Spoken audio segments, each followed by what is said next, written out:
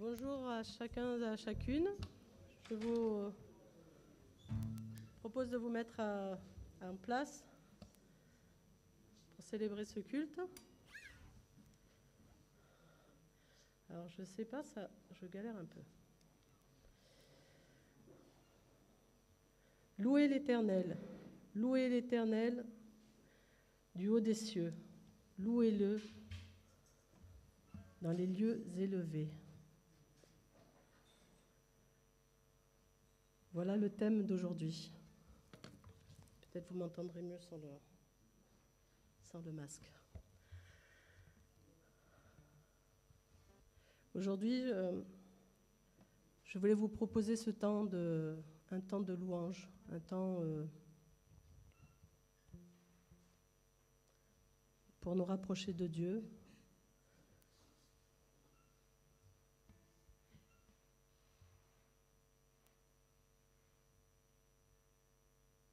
On va commencer tout doucement. Je louerai l'Éternel de tout mon cœur. Je raconterai toutes ses merveilles. Je chanterai ton nom. Je louerai l'Éternel de tout mon cœur. Je ferai de toi le sujet de ma joie. Alléluia.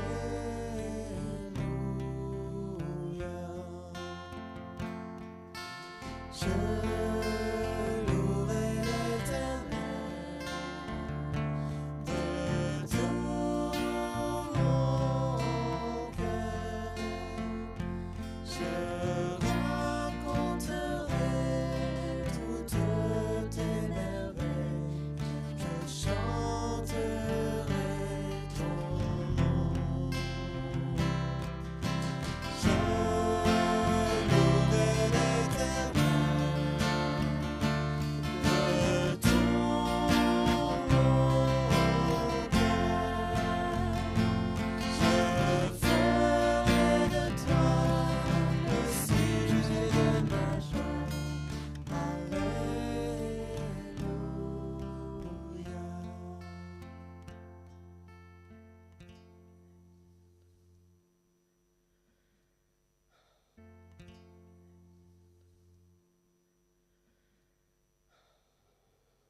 Bienvenue dans ce temps de culte où Dieu a prévu de belles choses pour chacun de vous, pour chacun de nous.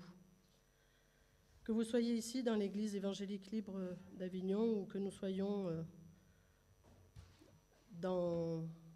chez nous via Internet, sachez que votre Dieu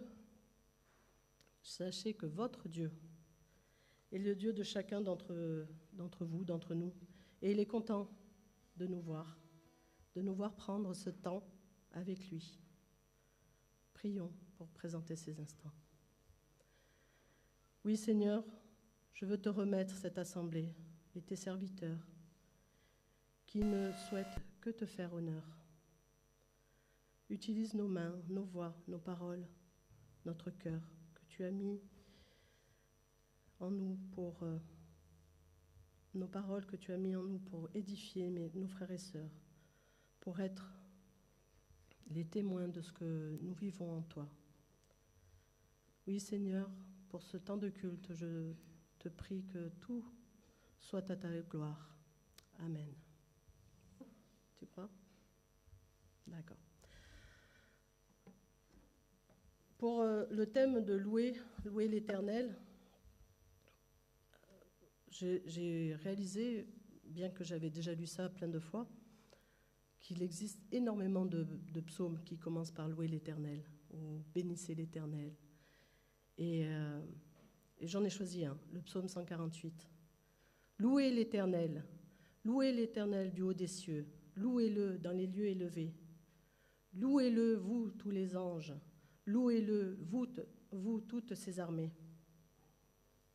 Louez-le, soleil et lune. Louez-le, vous, toutes les étoiles lumineuses. Louez-le, cieux et des cieux, et vous, ô qui êtes au-dessus des cieux. Qu'il loue le nom de l'Éternel, car il a commandé et ils ont été créés. Il les a affermis pour toujours et à perpétuité. Il a donné des lois et il ne les violera point. Louez l'Éternel du bas de la terre, monstres marins, et vous tous, abîmes, feu et grêle, neige et brouillard, vent impétueux, qui exécutez ses ordres, montagnes et toutes les collines, arbres fruitiers et tous les cèdres, animaux et tout le bétail, reptiles et oiseaux ailés, rois de la terre et tous les peuples, princes et tous les juges de la terre, jeunes hommes et jeunes filles, vieillards et enfants, qu'ils louent le nom de l'Éternel, car son nom seul est élevé. Sa majesté est au-dessus de la terre et des cieux. Il a relevé la force de son peuple, sujet de louange pour tous ses fidèles, pour les enfants d'Israël, du peuple qui est près de lui. Louez l'Éternel. Alors il me semble que dans tout ce qui a été décrit, vous pouvez bien vous reconnaître dans quelques attributs pour pouvoir louer l'Éternel aujourd'hui. Alors, durant cette matinée, nous allons louer notre Dieu, comme vous l'avez compris, pour tout ce qu'il est. Nous voulons lui rendre gloire. Nous voulons le remercier pour tout ce qu'il a fait, pour tout ce qu'il fait encore aujourd'hui. Que nos louanges aillent jusqu'à lui, du haut des cieux, vers notre Dieu. Je vous propose de vous lever pour chanter « Louange et gloire en ton nom ».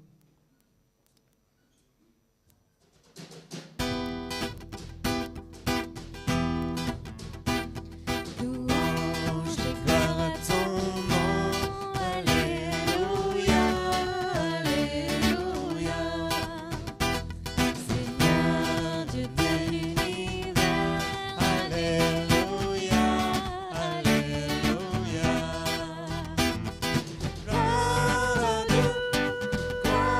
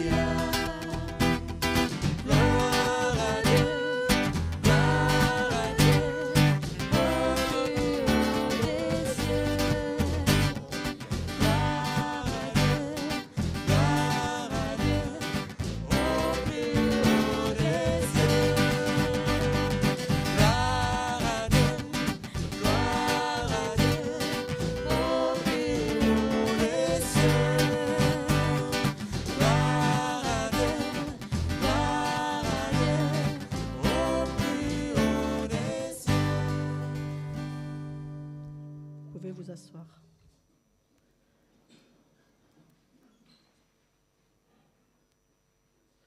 Oui, nous venons de chanter, je veux chanter pour mon Dieu.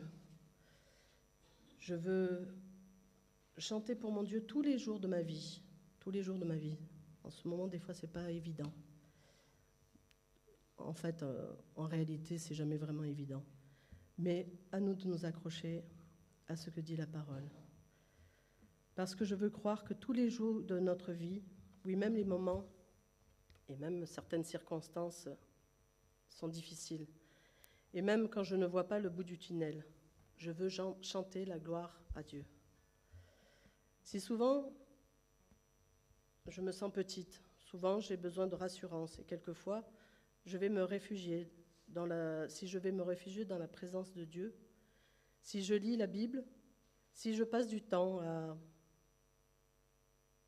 à écouter des chants, des louanges, à prédisposer mon cœur, si je passe du temps dans la prière, Dieu nous accueille dans son intimité. Et là, il nous rassure par son grand amour.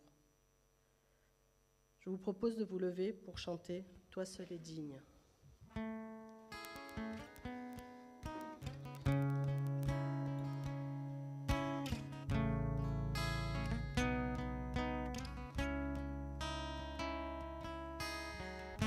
L'immensité de ta grandeur me montre que je ne suis rien. Et quand tu façonnais la terre, j'étais déjà près de ton cœur. Tu m'aimais avant que je sois. Tu as tout donné, toi seul pouvais me libérer. C'est pour ton cœur de t'adorer, toi seul es digne de recevoir louange et gloire pour l'éternité.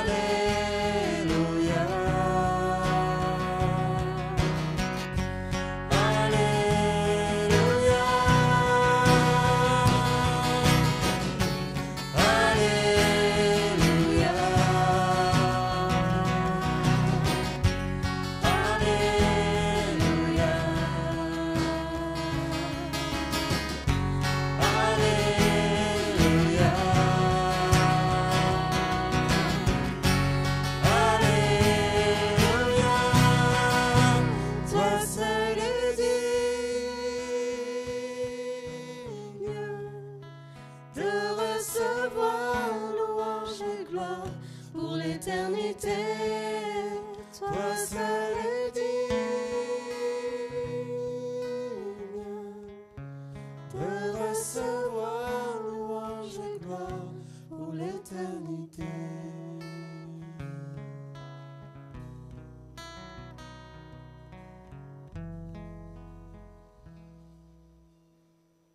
pouvez vous asseoir.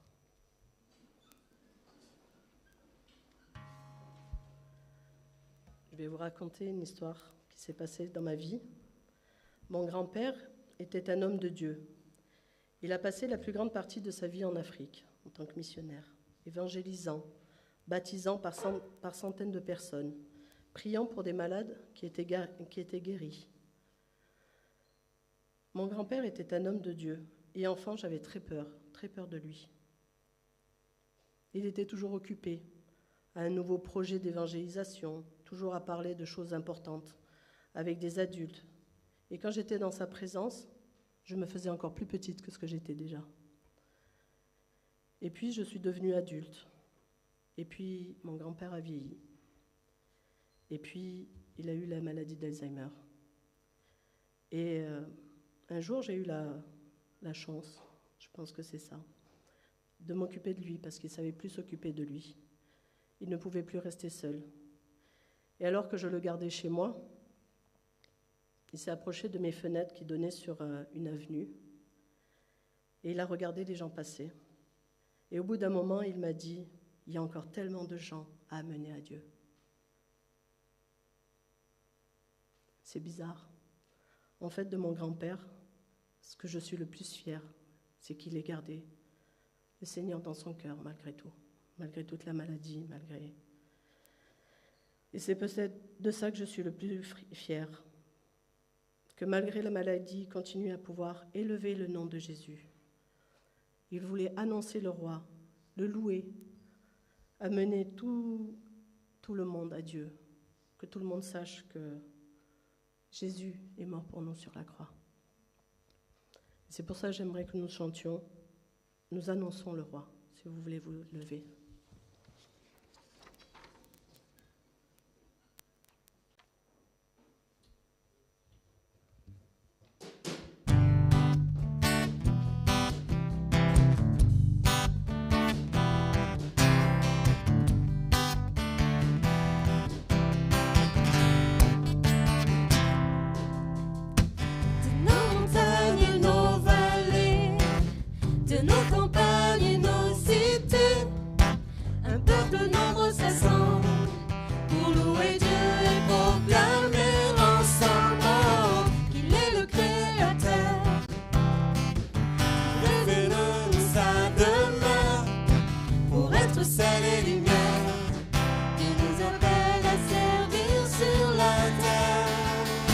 Nous annonçons le roi, alléluia, nous proclamons son nom sur ce pays. Nous célébrons sa gloire, nous chantons sa victoire, et nous vivons des dons de son esprit. Nous annonçons le roi, alléluia, nous proclamons son nom sur ce pays. Nous célébrons sa gloire, nous chantons sa victoire, nous élevons le nom de Jésus-Christ. Son armée, l'ennemi tremble sous ses pieds. La victoire est assurée si nous marchons unis à ses côtés. Oh, la foi est notre bouclier et sa parole est notre épée. Ces armes nous sont données pour devenir tourmentés. Nous annonçons le roi.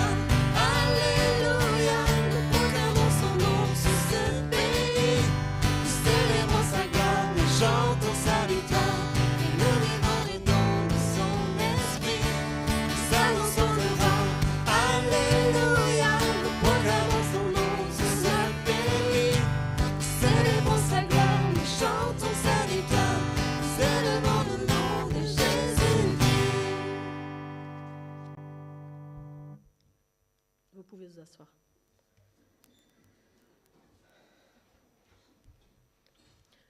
Oui, parfois, quand j'ai la tête dans le guidon, je ne sais pas vous, mais j'oublie.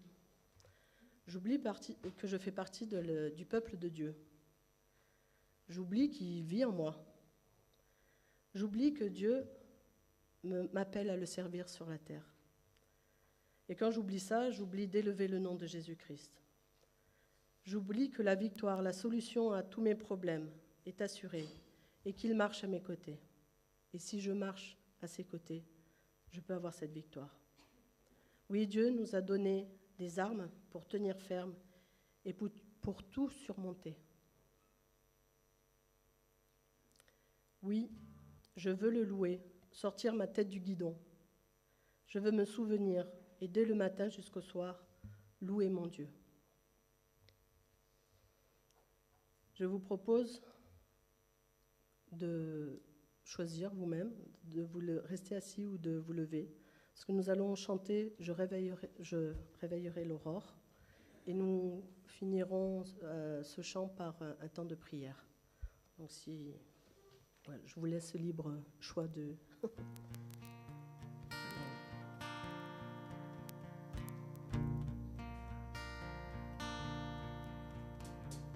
Je réveillerai l'aurore pour célébrer tes bontés. Je t'apporterai, ô Seigneur, le fruit de mes lèvres. Près de toi je suis tranquille, je chanterai tes louanges. Grande est la fidélité que tu déploies sur moi.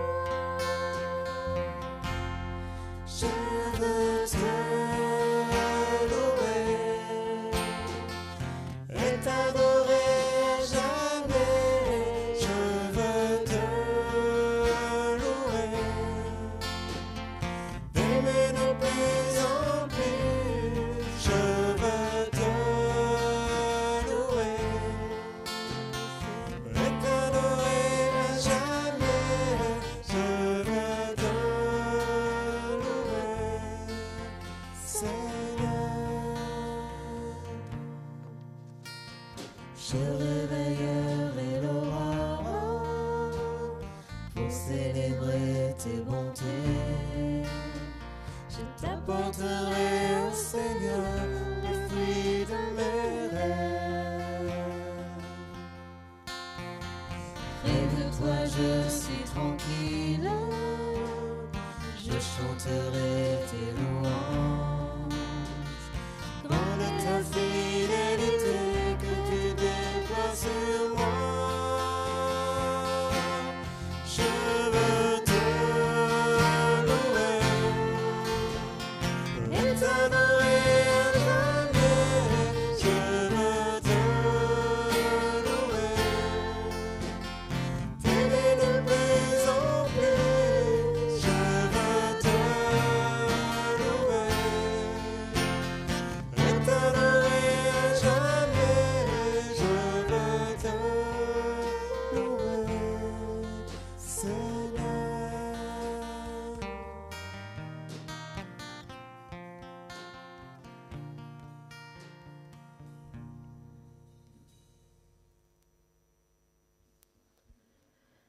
Oui, Seigneur, merci pour l'amour que tu as pour chacun de tes enfants. Merci parce que tu es présent dans chacune de nos vies. Aide-nous, mon Dieu, à grandir en toi, à t'apporter les louanges qui te sont dues. Béni soit ton nom, Père.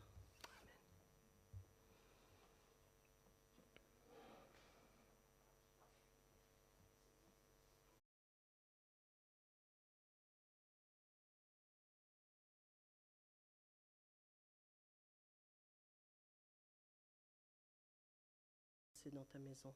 Merci pour mes frères et sœurs qui sont ici présents et ou chez eux, qui se joignent à nous.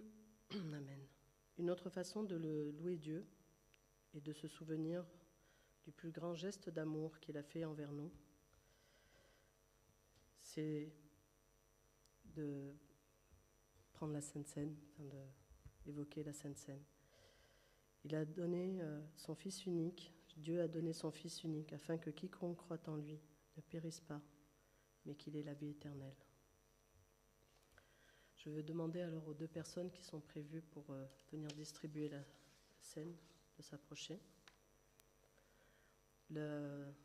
Comme depuis le virus, les éléments ont été préparés avec le plus grand soin et vont être distribués avec le plus grand soin aussi. Les deux personnes vont se nettoyer les mains et voilà, on va faire les choses dans les règles.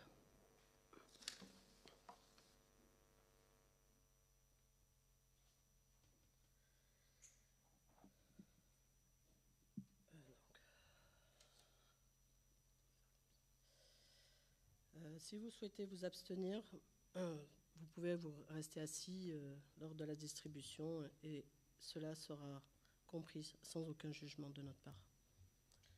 Je veux m'appuyer sur le texte de Luc 22, 19. Jésus prit du pain et après avoir rendu grâce, il le rompit. Et il le leur donna, en disant, « Ceci est mon corps qui est donné pour vous. Faites ceci en mémoire de moi. » Puis, il prit de même la coupe après le souper. Excusez-moi. Il prit de même la coupe après le souper et la leur donna, et en disant, « Cette coupe est la nouvelle alliance en mon sang, qui est répandue pour vous. » Dieu faisait la référence à sa mort sur la croix pour chacun de nous. Jésus s'est sacrifié pour toi, s'est sacrifié pour moi, et maintenant nous sommes couverts par sa justice. Nous pouvons entrer dans le Saint-Lieu et donc aujourd'hui nous voulons commémorer ce temps ensemble. Donc on va peut-être commencer par distribuer aux musiciens. Et ensuite, on pourra chanter un chant pendant que vous distribuez au reste de l'assemblée.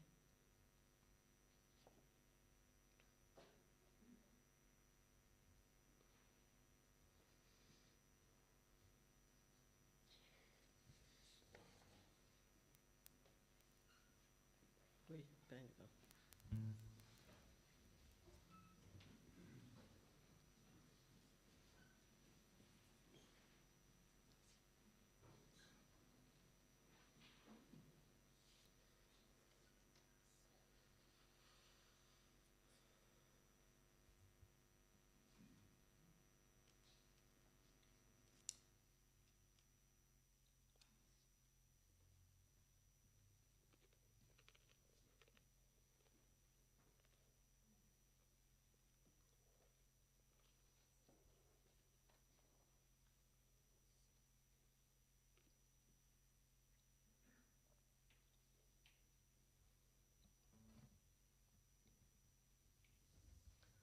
nous allons chanter ensemble « Torrent d'amour et de grâce » pendant que nous prendrons la Sainte Seine.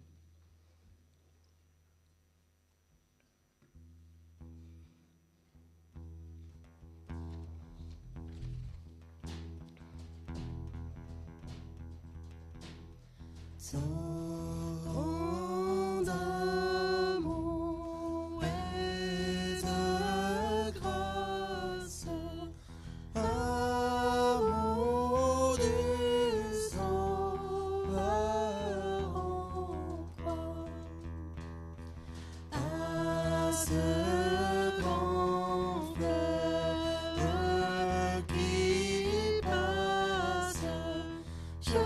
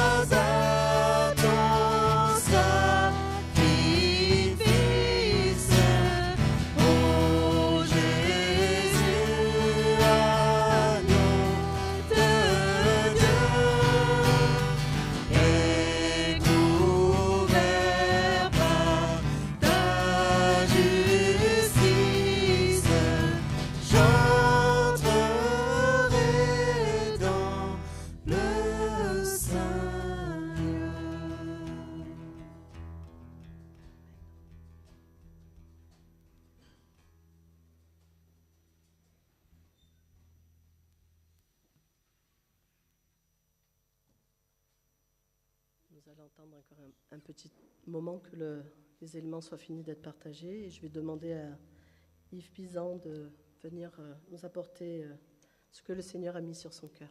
Merci.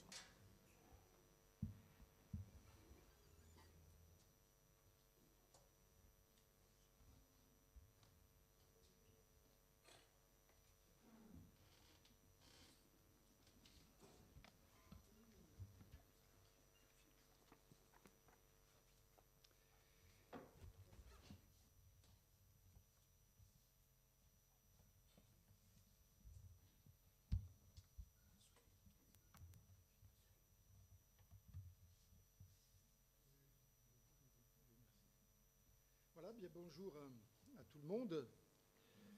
Merci à nos musiciens qui nous accompagnent avec un bon rythme. Bonjour aussi à ceux qui peut-être nous regardent de chez eux.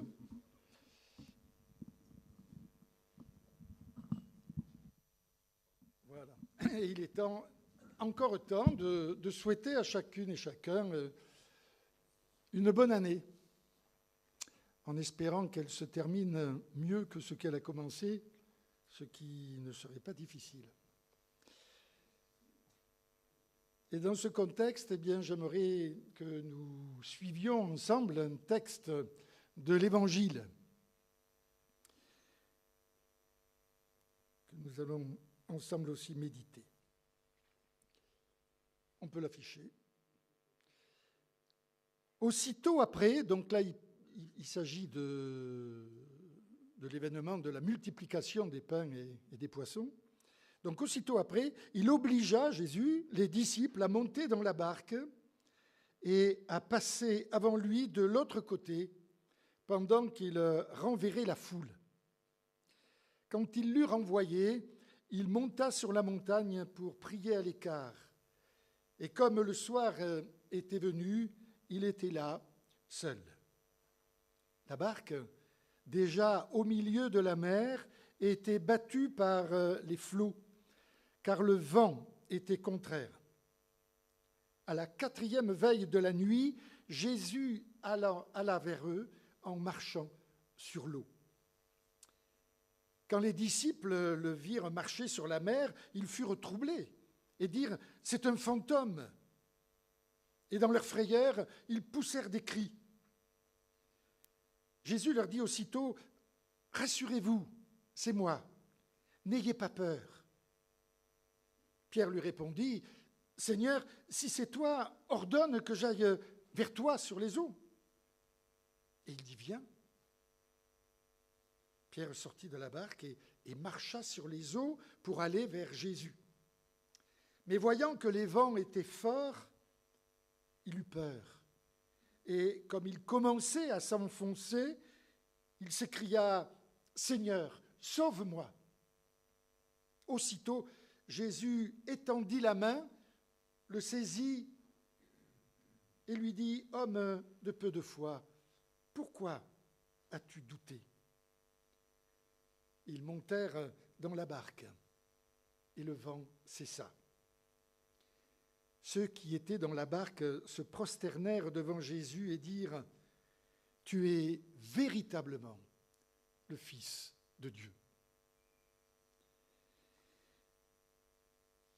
On retrouve dans plusieurs évangiles ce récit où Jésus marche sur l'eau. Mais celui de Matthieu présente une particularité. Non seulement Jésus le fait, mais en plus, il permet à Pierre de marcher aussi sur la mer. Il y a donc une double bonne nouvelle. Non seulement Jésus marche sur l'eau, mais il donne aussi ses pouvoirs à Pierre. Le chrétien, le croyant, n'est donc pas seulement face à un sauveur merveilleux, mais il est face à Christ, Fils de Dieu, qui lui transmet son propre pouvoir de vie. La clé de ce type de récit est bien connue. L'eau, en grande quantité dans la Bible, est signe de mal, d'épreuve et de mort. En petite quantité, l'eau est signe de grâce, comme la source dans le désert, ou la rosée, signe de bénédiction. Mais la mer, c'est le déluge. C'est le lieu où se trouvent les monstres marins, où on y perd pied et où on risque de s'y noyer. Dans l'Ancien Testament, Dieu avait permis de se sauver de la mer. C'est l'histoire de l'Exode. Le peuple hébreu, sous la direction de Moïse, fuit l'Égypte. Et le Pharaon, furieux, se lance à sa poursuite. Mais arrivé devant la mer, le peuple se dit qu'il ne pourra pas traverser. Il est pris au piège. L'obstacle est impossible à franchir. Et il pense qu'il va être pris et mourir. Mais Dieu va permettre à Moïse d'ouvrir la mer en la frappant avec son bâton, et le peuple va pouvoir ainsi traverser la mer à pied sec sans problème et parvenir de l'autre côté. Cette histoire est bien connue, et pour en trouver le sens, nous comprenons assez facilement que cette expérience peut être la nôtre. Car parfois, en effet, nous pouvons être devant des événements qui nous semblent infranchissables. On pourrait même dire intraversables. Je ne sais pas si c'est bien français. Nous nous disons qu'en réalité, ce qui se profile devant nous est bien trop difficile, inquiétant, trop dur, voire même impossible à traverser, que l'on va s'y perdre, qu'on va couler. Et Moïse montre qu'avec l'aide de Dieu, eh bien, on peut y arriver et traverser ce qui pouvait nous sembler insurmontable. Et il faut donc avoir confiance en Dieu, en qui tout est possible. Dans notre texte de l'Évangile, nous voyons qu'avec le Christ, de nouveau, Dieu permet de survivre et de traverser des obstacles, des épreuves et même la mort, sain et sauf. Mais le texte de l'Évangile, ici, ce matin, nous présente une situation toute différente. Et il y a là un changement radical. Alors on appelle cela un peu scientifiquement ou pompeusement un changement fondamental de paradigme. C'est-à-dire que c'est une modification profonde des valeurs, modification profonde de la vision du monde et de la façon de penser, et par conséquent aussi une façon radicale de la façon d'agir. Nous avons là, dans cet évangile, une théologie toute différente. Ce qui est attendu de Dieu n'est plus du tout du même ordre. Certes, Dieu permet de traverser encore les épreuves, mais il ne le fait plus de la même manière. Dans l'Ancien Testament, Dieu intervient et il vient en aide en enlevant les obstacles devant le croyant. Et on croyait alors en un Dieu qui pouvait intervenir directement sur les événements et ainsi éviter les épreuves aux croyants en l'en préservant, en ôtant de devant lui les obstacles. Dans le Nouveau Testament, on voit que Dieu n'intervient plus en priorité sur les événements eux-mêmes, mais il agit sur le croyant. Il n'écarte pas la mer. Il ne calme pas, dans un premier temps, la mer. Mais il va permettre à Pierre de marcher dessus, sans s'enfoncer. Il n'y a donc pas là la promesse que Dieu nous éviterait des difficultés et aux croyants en général, mais qu'avec son aide, le chrétien pourra toujours traverser tout ce qui lui sera demandé d'affronter. C'est là une véritable révolution théologique.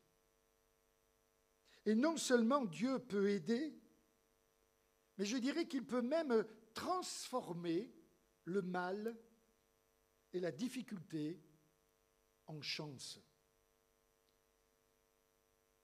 C'est ce que dit d'ailleurs joliment ce théologien contemporain, Eugène Drevermann, qui, dans ses commentaires sur les évangiles, dit « Dieu fait que pour Pierre, ce qui menaçait de le tuer devient ce qui le porte. » C'est magnifique.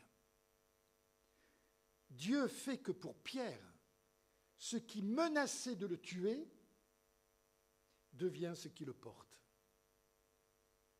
Dieu ne fait donc pas que aider à supporter la difficulté, mais il peut même transformer le mal en bien.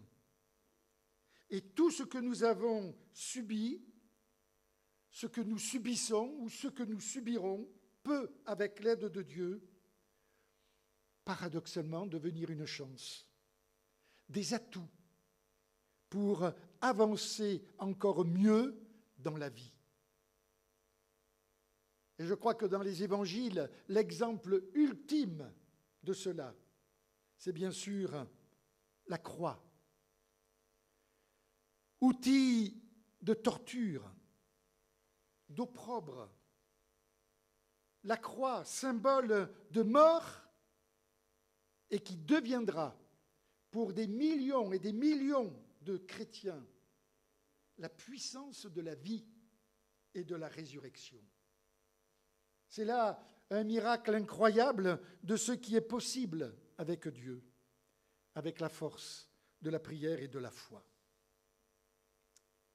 Mais la question que nous nous posons, c'est comment est-il possible pour nous, aujourd'hui, de marcher au-dessus de la mer menaçante? Car il s'agit bien d'une question fondamentale pour nous. Comment appliquer cela dans ma vie? Eh bien, notre texte ce matin nous montre le processus. J'en relèverai 3. D'abord, Pierre pourra le faire parce que Jésus a marché avant lui sur l'eau. Il a montré l'exemple. On peut dire qu'il a ouvert la voie. Il est vrai que Jésus nous montre une vie, sa vie, qui a transcendé la mort, l'épreuve, l'injustice, la trahison, la solitude, l'absence de famille ou d'amis. Jésus a même vécu la difficulté d'être dans un pays en guerre, occupé par l'ennemi. Mais Jésus a dominé tout cela. Il a marché au-dessus de tout cela.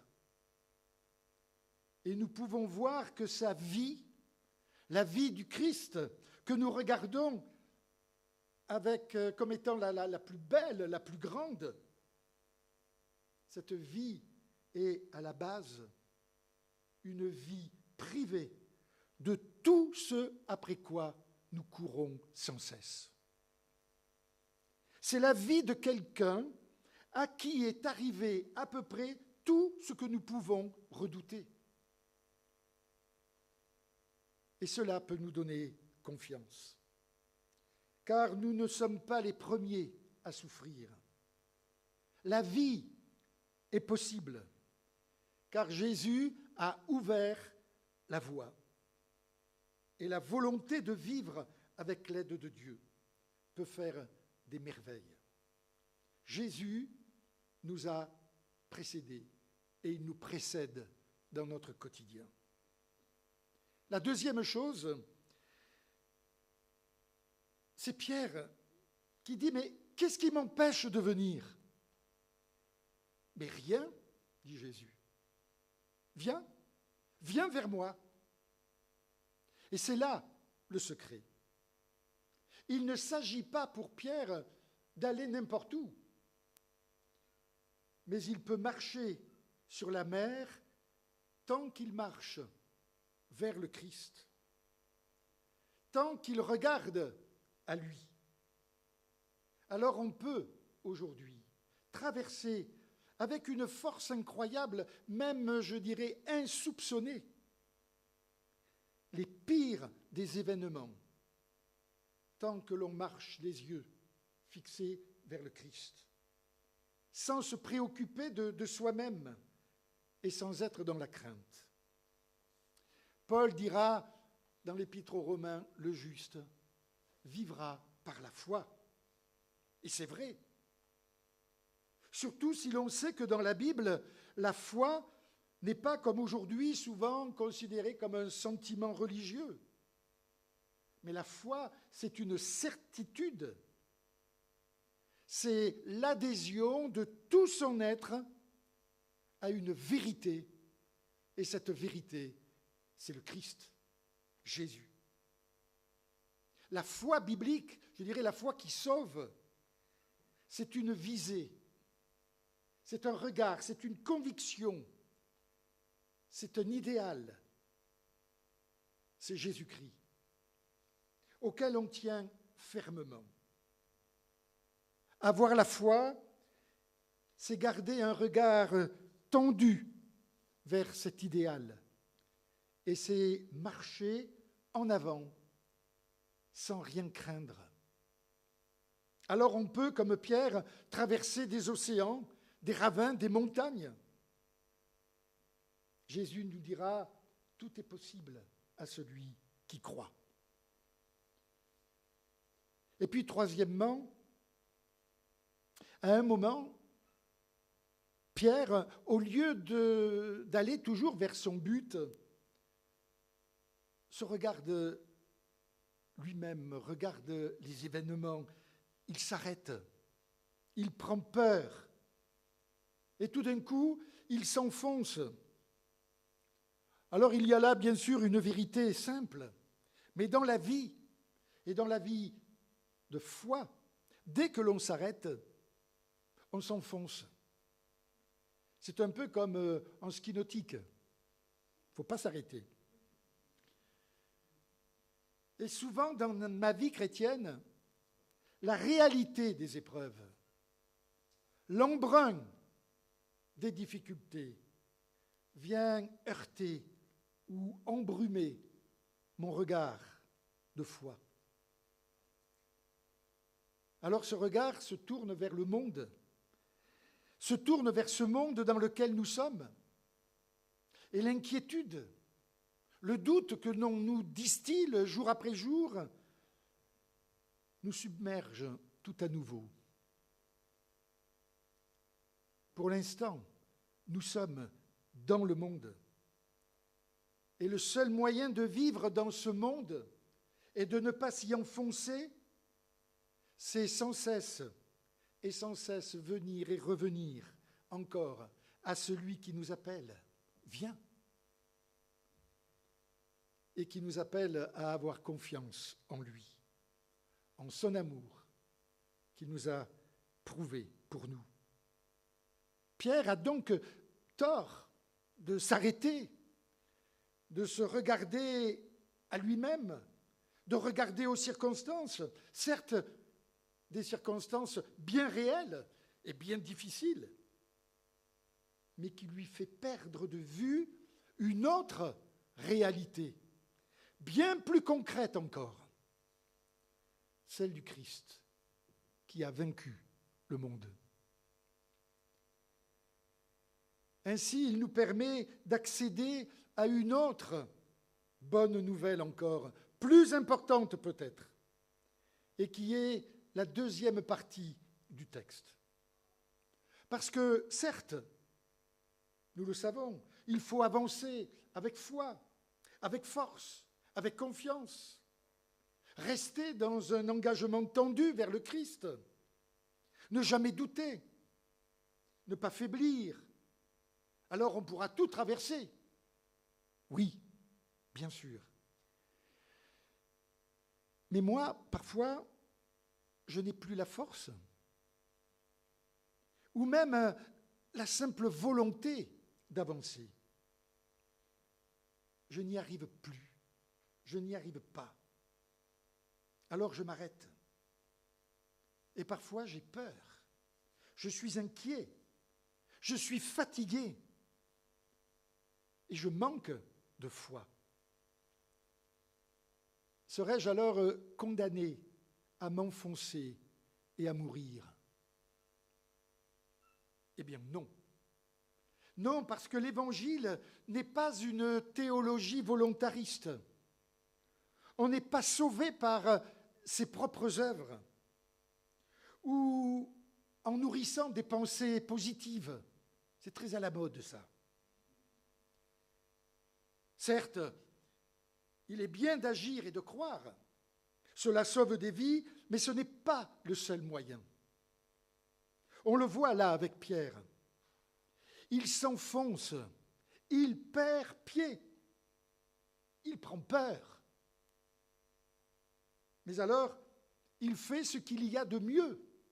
Il crie, « Seigneur, sauve-moi !» Il appelle Dieu.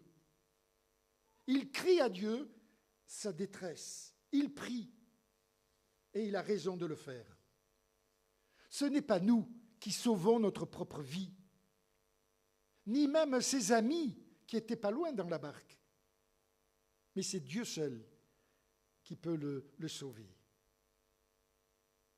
Et dans ce cri, à l'instant même, Jésus lui tend la main. Alors le Christ approche, il le saisit, il prend la main de Pierre et le relève. Merveilleuse image de la puissance et de l'amour de Dieu, qui dans ce cas-là nous sauve sans mérite de notre part. Simplement parce que je lui dis, « Seigneur, sauve-moi !» Nous avons là une prière, je dirais un cri de désespoir. Ce n'est pas un cri de foi, c'est un cri de désespoir. Puisque c'est après que Jésus lui dira, « Mais homme de peu de foi !» Ainsi, Jésus sauve Pierre sans lui faire de leçon. Quand Pierre s'enfonce et coule, Jésus ne lui dit pas « Allons, allons, Pierre, réagis, ne te laisse pas aller, remue-toi, reprends-toi en main. » Dans ces circonstances-là, ces paroles sont assassines. Pierre crie, Jésus le sauve. Point. Ensuite, certes, il lui dira, « Homme de peu de foi, mais pourquoi as-tu douté ?» Mais il lui dira simplement après l'avoir sauvé. Et non pas pour lui renfoncer la tête dans l'eau, mais pour l'aider à progresser. Car si la grâce sauve, elle ne nous laisse pas sur place, mais elle nous invite à aller de l'avant et à progresser. Et c'est alors que Jésus monte dans la barque avec eux. Et le vent tombe. Et alors ils arrivent à cette confession parfaite, une confession de foi qui pourrait se résumer à cela. Tu es véritablement le Fils de Dieu. En fait, c'est là et seulement là qu'on est dans la foi idéale. Je dirais dans l'attitude la plus juste. La première partie de l'histoire est intéressante. Elle nous dit des choses tout à fait morales et justes. Mais prétendre pouvoir parvenir par ses propres forces à tout supporter et à atteindre la perfection du Christ est condamné à l'échec. On ne peut pas y parvenir. Et y croire, c'est se condamner au découragement. Et finalement, à se perdre. Dieu seul peut sauver. Et c'est quand on comprend cela que l'on peut parvenir à goûter la paix de Dieu. Cette paix qui surmonte et qui surpasse toute compréhension, intelligence, mais qui est bien réelle. Et puis, l'idéal de la relation au Christ, ce n'est pas non plus dans cette démarche chaotique du début de l'histoire. Cette démarche faite d'élan démesuré, d'excès, de confiance, mais aussi d'échec, du secours miraculeux et spectaculaire de Jésus. L'idéal de la relation au Christ, c'est tout simplement une juste présence, douce et harmonieuse et apaisante de Jésus dans sa vie. L'idéal du chrétien, c'est de vivre continuellement avec lui, conscient qu'il est à nos côtés tous les jours, comme compagnon dans sa barque, sans craindre ni la mer, ni les tempêtes. Alors quand on a, comme cela, son Sauveur à son bord dans sa vie, on peut aller très loin sans craindre les vagues. Mais peut-être que c'est là le fait d'une foi qu'on pourrait qualifier de foi mature. Les expériences premières décrites dans notre histoire ressemblent fort à ce qu'expérimentent, et ce que nous avons aussi expérimenté, les nouveaux convertis, bouillonnants. Il y a quelque chose là de spectaculaire. On enjambe les barques, des gestes héroïques même, admirables, une foi totale. Mais la vraie foi ne se trouve pas là, dans ce spectaculaire ou ce miracle permanent dans nos vies. La foi profonde, elle est, je dirais même dans la vie chrétienne normale, elle est comme l'Éternel l'explique au prophète Élie. Elle est ni dans le tonnerre, ni dans les grands vents, ni dans des manifestations stupéfiantes, mais dans le souffle doux et subtil qui nous accompagne, qui nous protège, qui nous rassure et nous fait vivre. Alors je termine en disant, révisons. Quand on commence je pense qu'il y a des profs peut-être parmi nous, mais quand on commence une nouvelle année scolaire, souvent un prof nous fait réviser un peu ce que nous avons déjà acquis, mais pour mémoriser les choses et puis repartir vers une année un peu sur des bases solides. Nous sommes au début d'une année nouvelle, alors révisons. Parce que ce que je vous dis, c'est rien de nouveau. Ça fait 2000 ans qu'on le dit. Vous l'avez déjà entendu. Mais le Saint-Esprit nous a été donné et révisons par l'Esprit Saint qui justement nous est donné, pourquoi ? Pour nous rappeler tout ce que le Seigneur nous a enseigné. Et pourquoi cela ? Eh bien, pour pouvoir avancer en 2021 dans sa présence rassurante et apaisante. Amen. Je vous invite à vous recueillir.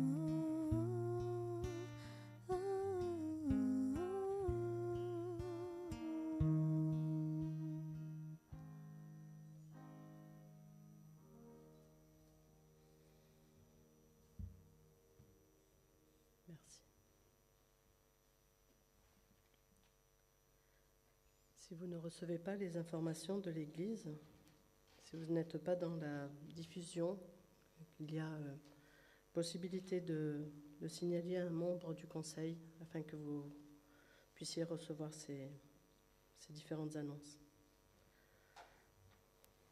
Nous sommes maintenant au temps des... Si ça veut bien passer, non, mais vraiment aujourd'hui ça ne veut pas. Voilà. Je vous propose de prendre vos agendas et de noter tout ce qui peut faire partie de la vie de l'Église et qui peut vous intéresser ou venir, où vous pourrez venir. Pour la rencontre Vitalité, c'est très réservé pour l'instant au groupe Vitalité et aux membres des conseils. Donc je vous demande, si vous le souhaitez, de prier pour ce qui se passe dans cette rencontre afin que nous puissions ensuite, riches de cette expérience, pouvoir vous divulguer aussi des informations. Donc dimanche 17, le culte. Mercredi, halte prière, mais avec c'est en Zoom, donc il n'y a pas de problème. Okay. La célébration œcuménique, donc, là, j'avais cru mettre, j'ai pas changé l'heure, j'avais cru mettre à 17h et j'ai pas changé l'heure. 16h carrément.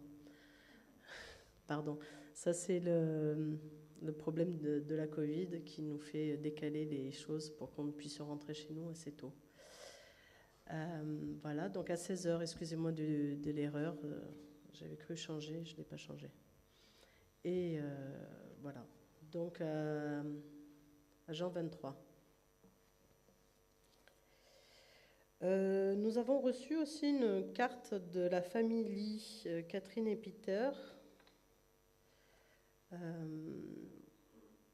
L'ange leur dit « N'ayez pas peur, car je vous annonce la bonne nouvelle d'une grande joie qui sera pour tous les peuples, pour tout le peuple. » Luc 2, verset 10. Chers amis, que la paix et la joie et la bonne santé vous accompagnent dans cette nouvelle année. Bisous, Catherine, Peter, Boaz et Théo. Donc, nos amis nous ont envoyé une carte, on va l'accrocher là-bas, et si on veut leur répondre aussi, ça peut être sympa. Nous avons aussi des petits calendriers comme ça pour la lecture de la Bible qui nous permettent de lire toute la Bible en 6 ans, qui nous accompagnent pendant notre lecture. Ils sont devant la porte de sortie, puisqu'on va sortir par là. Et d'ailleurs, si ça veut bien marcher, non. Voilà. Lors de la sortie, pas tout de suite, hein, rassurez-vous, je vous garde encore un peu avec nous. D'ailleurs, je suis très contente que nous soyons un petit nombre autorisé, mais quand même un peu plus grand que ces derniers dimanches. Ça me fait vraiment chaud au cœur. Donc, à côté de la boîte des offrandes seront les petits carnets que vous pouvez vous servir, prendre en toute simplicité. Alors maintenant, nous arrivons au temps de l'envoi. Je vais reprendre une partie du verset, une partie du psaume psaume 148 vers la fin. Je vous propose de vous lever pour que je vous envoie de la part de notre Seigneur pour ces prochains jours. Oui, mes frères et sœurs, louez le nom de l'Éternel, car son nom je vais y arriver. Car son nom seul est élevé, sa majesté est au-dessus de la terre et des cieux. L'Éternel a relevé la force de son peuple. Dans ces périodes, nous avons besoin de nous le rappeler. L'Éternel a relevé la force de son peuple, sujet de louange pour tous ses fidèles. Oui, je vous proclame, je vous demande, saisissez-le dans votre cœur, louez l'Éternel en tout temps. Et pour finir en beauté, je vous propose ce dernier chant qui, j'espère, vous trottera dans la tête et dans le cœur ces prochains jours. Je vous propose de vous lever pour chanter « Gloire à ton nom, Jésus ». C'est bon, c'était mis.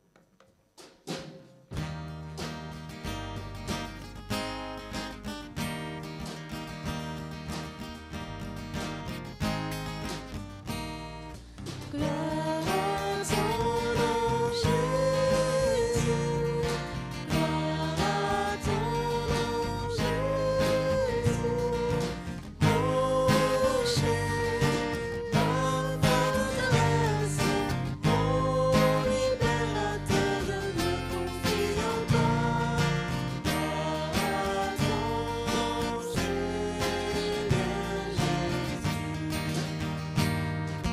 Gloire à ton nom, Jésus. Gloire à ton nom, Jésus. Mon rocher, ma forteresse, mon libérateur, je me confie en toi. Gloire à ton nom, Seigneur Jésus.